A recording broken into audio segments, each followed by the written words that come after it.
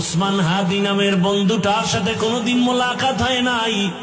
ও আল্লাহ, কিন্তু একটা পশু কেউ যদি আক্রমণ করে পশুর উপরে সহ্য করা যায় না, আর সেখানে একটা তাজা প্রাণ চলে যাবে। আয় আল্লাহ, এটা অন্তরকে মানানো যায় না। আয় আল্লাহ তাআলা, আপনার কুদরতের ফয়সালা। আয় আল্লাহ, আজকে শুনলাম তিনি দুনিয়াতে জিন্দা নাই।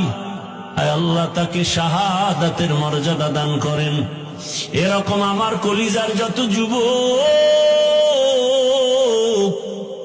তাদের নিরাপত্তার জন্য আপনি কুদরতের দরজা খুলে দেন রে আল্লাহ।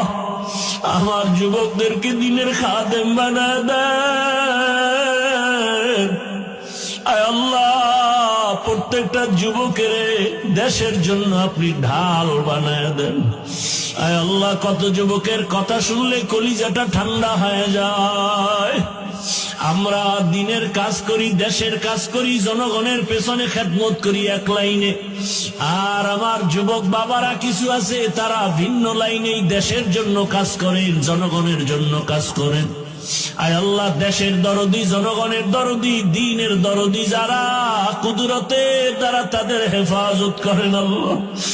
আপনি ছাড়া আমাদের আপন কেউ নাই,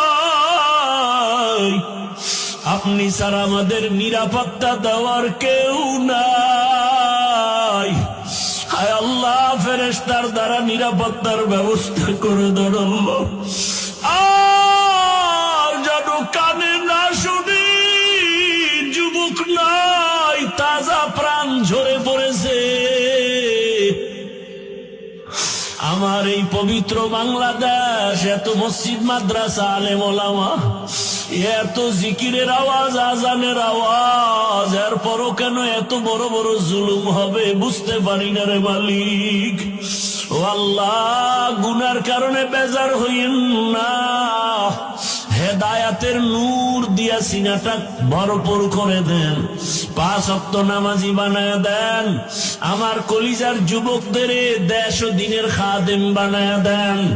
আয় আল্লাহ, দেশের জন্য, দিনের জন্য, জনগণের জন্য আমাদেরকে নিরলস আমানতের সাথে কাজ করার তৌফিক দান করেন।